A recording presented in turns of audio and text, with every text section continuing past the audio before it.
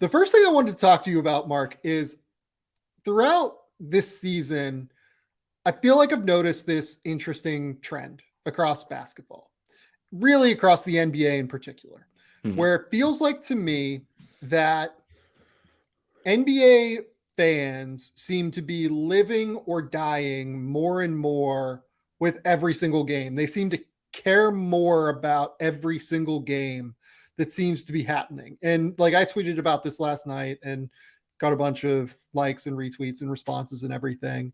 And I compared it kind of like to college basketball fandom, right? Where like, this will give me an opportunity to shit on like AP voters, right? On some level, like the fact that like AP voters like slide teams up and down willy nilly, like it's crazy, is just like Mhm. weird to me. Um, I feel like it just completely discounts the idea of like shooting variance or like actual like team talent in some way. And everyone goes at the mercy of the resume, quote unquote, as opposed to uh team quality and how good a team is basically. It's a bit bizarre to me. It's why I actually really respected the way someone like Jesse Newell did his rankings when he did them, when he was writing about Kansas for the Kansas City Star. Um so I guess that like where I'm going with this is, I'll just hit this back to you. Do you feel like NBA teams and NBA fans and NBA people who write about NBA teams, do you feel like with me that there seems to be more of a thing happening where they're living and dying with every single game and every single night that they watch their team? Yeah, I think it definitely depends on the fans, but I certainly have noticed that too. And I wonder if part of that is just not to get like all existential, but I feel like part of that is just social media in general, like with how everything is right there. Like okay, instead of going from, you're waiting as a fan, till the next day to read quotes from post game pressers in the news conference. Like, okay, you can watch it on Twitter live, or you can just like be so invested in it right there when it's happening, um, and then all right, you can go right into spaces and talk about it, or you can be tweeting about it the entire time too. Like, I think it's just everything is so immediate with it that it kind of heightens that and adds to it. I'm sure there's an element too where how things are written and talked about, like that drums up engagement, that drums up the way that, not saying that you or I do that. I'm sure that I've probably done it at some point in my career unintentionally, but I think like there is just a tendency with what's happening right now and kind of taking that and projecting it, at large, and when maybe it shouldn't necessarily be. Um, I think that there's definitely a lot to that though, like you're mentioning in terms of especially talking about like with college basketball. Um, because like I mean Creighton should rightfully drop. They've dropped a ton of games here, but like also noting like people shouldn't be like, oh, well, they're out of the tournament. Like, okay, Ryan Kalkbrenner hasn't played. Their Yeah, depth hasn't popped at their all. Like, best players it's out. yeah, Like, it's what are like we doing stuff here? exactly. Like it's all context and nuance, and I think that gets shed a lot, especially when you're just looking at the game by game scenarios. Yeah, no, I totally agree. But it's interesting to me the way it's like bearing itself out. Like the team that like almost stands out most to me with this is the Denver Nuggets, right? Yeah. Like when I see Nuggets fans talk about their team, like from one night it's like, oh my God, like we're a legit title contender, like we can do this. And then like another night when they give up like 130 points or whatever, because their defense is kind of a sieve on a night to night basis, it's like, oh no, like, our team is bad. Like, why can't we defend anyone? We can't go anywhere until we defend anyone. And this team is like 17-11. Like, they're good, let alone some of these other teams like Raptors fans right now. And like, I'm one of the teams that I'm talking about later in the week is the Raptors. And I'm really excited to talk about the Raptors with a really fun guest that I really enjoy. But like Raptors fans, like that game against the Nets, because we're going to talk about the Nets. I just rewatched it last night because I watched like the fourth quarter live when that game happened, and then I rewatched the whole thing yesterday. Mhm. And I thought there were like some really good signs from the Raptors. Like this is a team without OG Anunoby, without Gary Trent. Like there are some things that they're doing that I think are like pretty good. Like Scotty Barnes is starting to get moving a little bit. Fred VanVleet's starting to come out of his funk. Like you can really see the positive signs with the Raptors, in my opinion.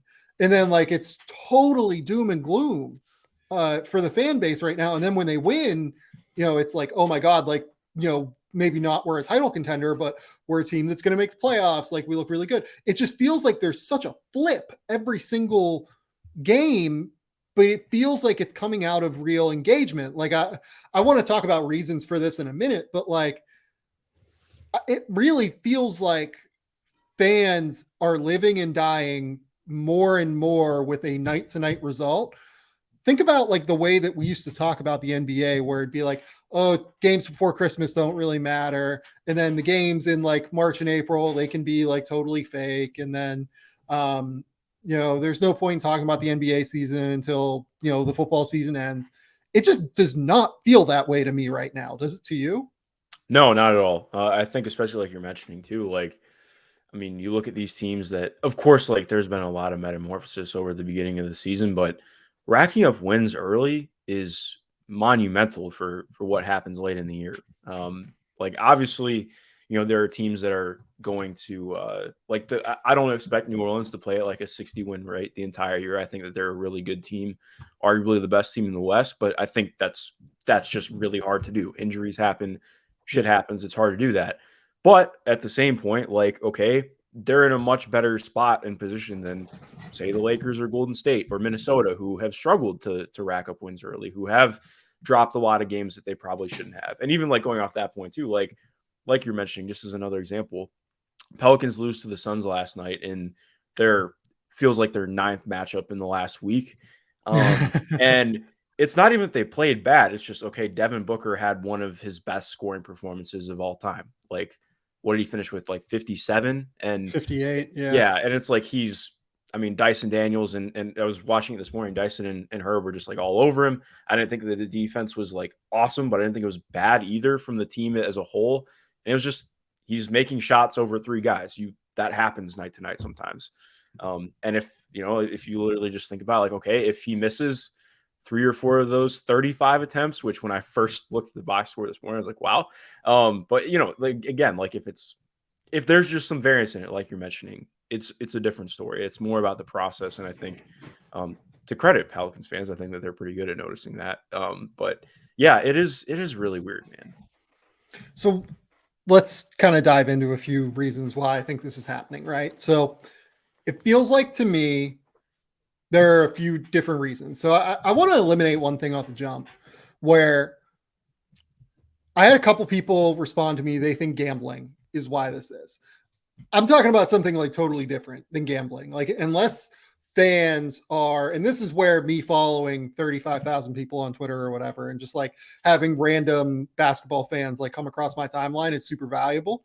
Mm-hmm. Like I don't really see anything when it comes to gambling as far as the reason why this is. And I follow a lot of gamblers as someone who gambles and certainly used to gamble. I'm theoretically not allowed to anymore because of the Athletic and because of rules. And I follow a lot of fans, and the two seem to be very different to me, in my opinion. So I don't really see it as gambling. I see it more from a competitiveness standpoint. And I think the best reasons that I can think of right now are first and foremost, the league-wide parity. I think that fans recognize how important a lot of these games are, particularly in the Western Conference, where the split and the difference between every team right now is so minimal. Like you look at the NBA standings, and the difference between first place in the West and 10th place in the West, and we are over a third of the way into the season, is 5 games. The Golden State Warriors right now are 11th in the Western Conference. They are only 5.5 games out of first place. That is like a catchable number. Mm-hmm. A third of or like a little bit over a third of the way into the season. Nobody outside of like the Thunder, Spurs, and Rockets are out of it yet. And even the Thunder are like still in it to be a play-in team. So I think that the parity and recognizing that every single game really matters is a big part of this. Second, I do think that like the Wembanyama sweepstakes are coming up because teams are going to have to make an earlier and earlier decision this year in terms of when to pull the plug, right, on contention. And because of that decision-making process that's going to have to come earlier, I think that fans are just more engaged in what's going on from a win-loss perspective. Also, I just think that there are more title contenders this year, frankly, to go back to the top end of the league. Like, I think you can genuinely make a case that all of Milwaukee, Boston, Cleveland, Brooklyn, Philadelphia is coached by Doc Rivers, so maybe they don't have a chance. But like Memphis, New Orleans, Denver, Phoenix, the Warriors, probably the Clippers, if you really wanted to make a case for it. All of these teams, I think, have a very real chance to win the title this year. Would you agree with that or disagree with that? No, I would agree with that. Obviously, like varying levels, but I mean, it's when like you're mentioning, I think it can be as simple as, okay, well, I don't really think that they're necessarily quote unquote favorable matchups, but in terms of like the way that things shift based on who you're playing in a playoff series. If one team gets like the right matchup or what is most beneficial for them and their skill set, then yeah, I mean it can happen. So like, I mean, I think like the way that I've tended to talk about the Cavs this year is I don't think that they're a team I would necessarily bet on to win the title, but I think that they could make the finals. Like that wouldn't surprise me at all. Like that's a team where if they pull the right side of the bracket and they get hot and they're healthy, then yeah, they have the guys to get there. So I totally agree. Yeah. So like, I just like kind of look across the board and I think that the parity is very real. I want to bring up one more thing, and this is something that the league has done that I think has just completely worked. I think the play-in has completely helped with this. Like, I think it is unequivocal that the play-in has been enormous for keeping fans engaged more and more because it feels like more teams are genuinely in the playoff picture. 20 teams make the playoffs basically now, as opposed to 30 or as opposed to 16 previously. That's a big addition. Like you're adding 12% more of the league into the playoff picture. And that means earlier in the season, especially, everyone basically thinks outside of San Antonio fans, Detroit fans, Houston fans right now, that they're like legitimately in the play-in picture. Like the Orlando Magic have won 6 straight games and they are 3 games out of the play-in race. Like if I was a Magic fan, I don't think that they're going to make the play-in, but they're talented and Franz Wagner and Paulo look great. They've looked awesome with Markelle Fultz running the show. He has been a huge, huge benefit for that team.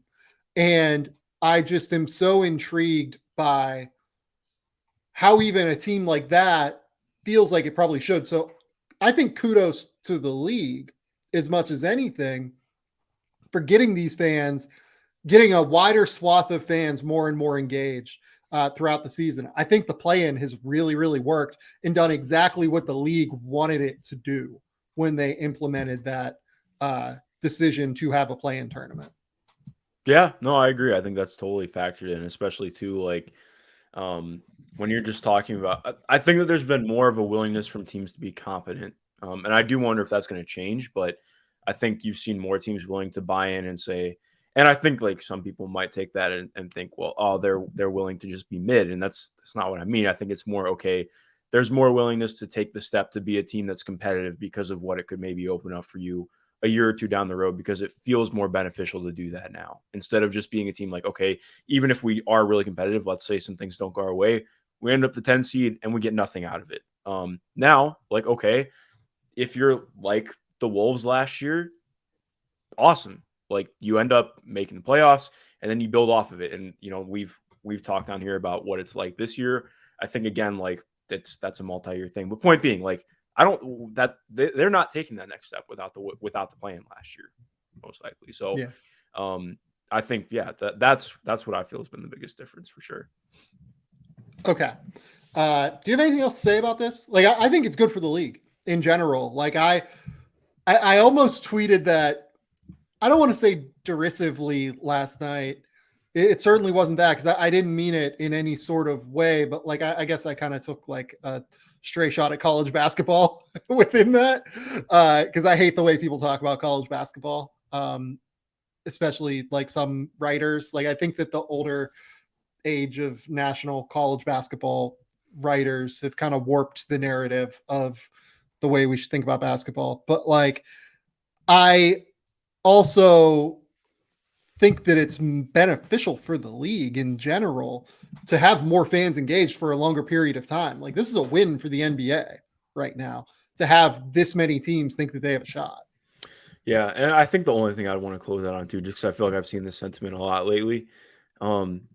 I even when guys are out, I've never really felt that there's necessarily a dip in effort. Like I think that's just been a common trope that guys quote unquote don't play hard during the regular season, and I've just never felt that, to be honest. Like there are some stretches towards the end of the year where that happens, when teams are they're running out, and it's actually less when they run out their G League squad than when they're playing their starters still. Like yeah, it happens, but I think it gets way overemphasized in my opinion. Like yes, it sucks when guys sit, but also we know what this is. Like I think things have changed a ton in sports and exercise science. I was talking to a really good strength and conditioning coach last week actually about rest and conditioning and how all of this is starting to factor in now. And I think it's just I get really frustrated with the way that it can be talked about. I get frustration about guys sitting, but also there's obviously levels to it. Like the stuff with Kawhi is different, but also we don't know his injury fully. There's a lot more of management that goes into that than just that. There's a lot more going on than just games being played that lead into games being played. So I'd rather just enjoy the basketball than bitch about it is the best way to put it. Yeah. Players play hard. Like yeah. If you are on the court, you're probably playing hard. Like I'm not going to say it's universal, but I would say 90+% of players, if they are playing in a game that night, they are playing hard. It's more, does a guy get hurt? Does the team decide to shut a guy down? Front offices tank, players don't tank. That's an important, I think, good distinction to make.